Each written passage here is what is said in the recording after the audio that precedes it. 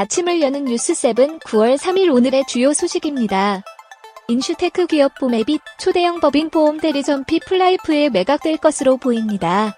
2일 본지 취재 결과에 따르면 보맵과 피플라이프는 이달 1일 양측 대표가 참석한 가운데 보맵을 피플라이프의 자회사로 두는 내용의 포괄적 주식 교환 양해각서를 체결했습니다.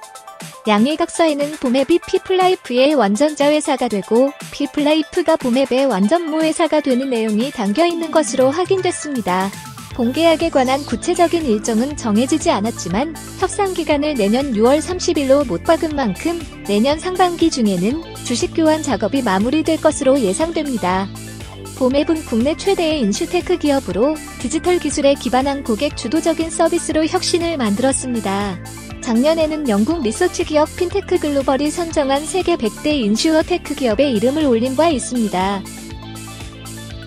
삼성전자가 글로벌 특허 분쟁으로 몸살을 앓고 있는 가운데 LG전자 계열사가 보유했던 무선 충전 기술 관련 특허가 발목을 잡고 있습니다. 아일랜드 기업 스크래모지 테크놀로지는 최근 미국 텍사스 서부 지방법원의 삼성전자 한국 본사와 미주법인 등을 상대로 특허 침해 소송을 제기했는데 자사 소유인 무선 충전 관련 기술 특허 3건을 무단 침해했다는 주장입니다.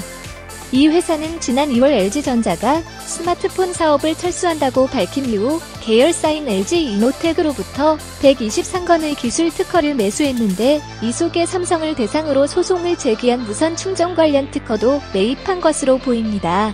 스크래모지 테크놀로지의 모기업인 아틀란틱 IP는 다양한 자회사를 활용해 삼성전자, 삼성디스플레이 등을 상대로 여러 차례 소송을 제기했던 만큼 추가 소송 가능성도 적지 않습니다. 패소 여부와 상관없이 비용과 시간을 들여야 하는 만큼 삼성에 타격이 될 수 있다는 시각입니다. 퇴직연금 시장에서 보험업계의 입지가 좁아지고 있습니다. 금융투자업계가 수익률을 무기로 시장을 공략하면서 퇴직연금 보험 수입 보험료가 매년 줄어드는 형국입니다. 2일 금융감독원 통계에 따르면 올해 상반기 생명보험사와 손해보험사의 퇴직연금 수입 보험료는 각각 감소했습니다. 생명보험사는 전년 동기 대비 7.9% 감소한 5조 8,533억 원, 손해보험사는 전년 동기 대비 15.8% 감소한 4조 1,150억 원을 거둔 것으로 집계됐습니다. 퇴직연금은 확정급여형인 DB형과 확정기여형인 DC형, 개인형 퇴직연금 IRP형이 있으며 생명보험사, 손해보험사, 은행, 증권사 등이 퇴직연금 사업자로 참여하고 있습니다. 보험회사의 퇴직연금 수입보험료가 줄어든 배경에는 상대적으로 낮은 수익률이 원인으로 지목됩니다. 적립규모에서도 보험회사가 차지하는 비중이 줄어드는 추세입니다. 생명보험의 작년 퇴직연금 적립금 점유율은 22.3%로 전년 대비 0.3%포인트 감소했습니다. 손해보험사 역시 전년 대비 0.4%포인트 줄어든 것으로 나타났습니다. 이재용 삼성전자 부회장이 삼성생명의 대주주로 적격하다는 금융당국의 판단이 나왔습니다. 2일 보험업계에 따르면 금융감독원은 최근 이 부회장에 대한 삼성생명 최대주주 적격성 심사를 진행하고 부적격하다고 볼 소지가 없다고 판단했습니다. 최대주주 적격성 충족 요건은 5년 이내에 공정거래법, 조세범 처벌법 등을 위반해 벌금형 이상의 형사처벌을 받은 이력이 없어야 합니다. 금감원은 이 부회장이 해당 요건을 충족한 것으로 판단한 것입니다. 금융회사 최대주주 중 최다 출자자 1위는 금융회사 지배구조법에 근거해 2년 주기로 적격성 심사를 받아야 합니다. 이 부회장은 지난해 삼성생명의 최대주주였던 고 이건희 삼성전자 회장의 지분 20.76%를 상속받아 삼성생명 지분이 기존 0.06%에서 10.44%로 늘어 개인 최대주주로 올라섰습니다. 금감원의 적격 판단으로 이 부회장은 그룹 내 안정적인 지배구조 유지가 가능해졌다는 평가입니다. 삼성그룹 지배구조는 삼성물산, 삼성생명, 삼성전자 순으로 이어집니다.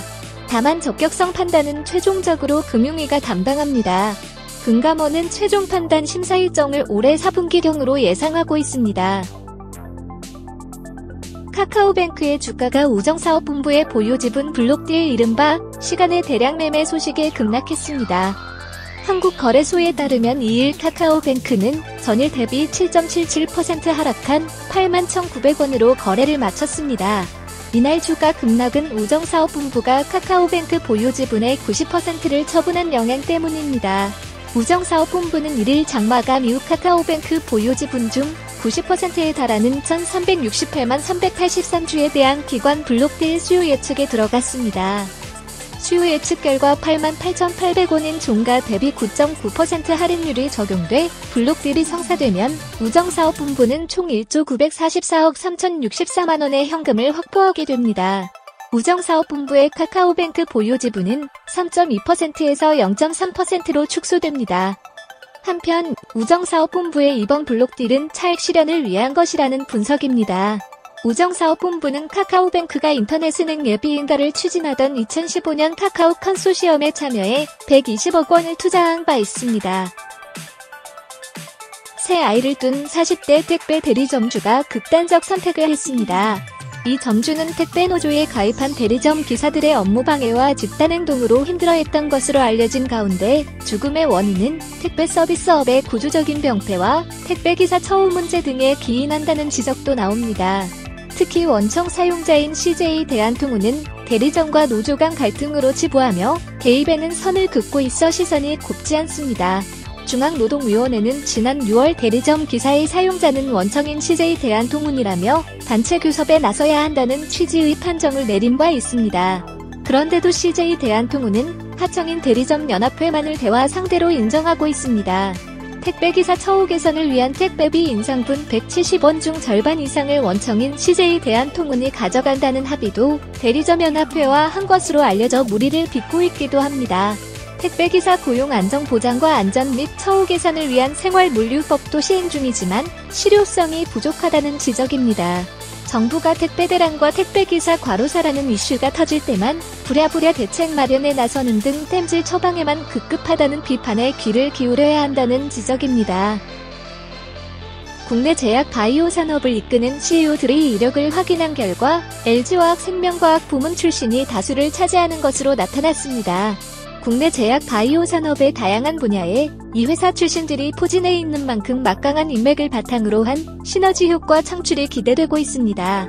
업계에서는 LG화학 출신 CEO가 다수 포진한 것은 1980년대부터 신약 개발에 투자한 것과 무관하지 않다고 보고 있습니다. 신약 개발에 투자하면서 관련 인재들을 양성했고 더불어 회사 내 다양한 변화와 벤처 창업붐 등이 일면서 자연스럽게 회사를 설립한 경우가 많다는 것입니다.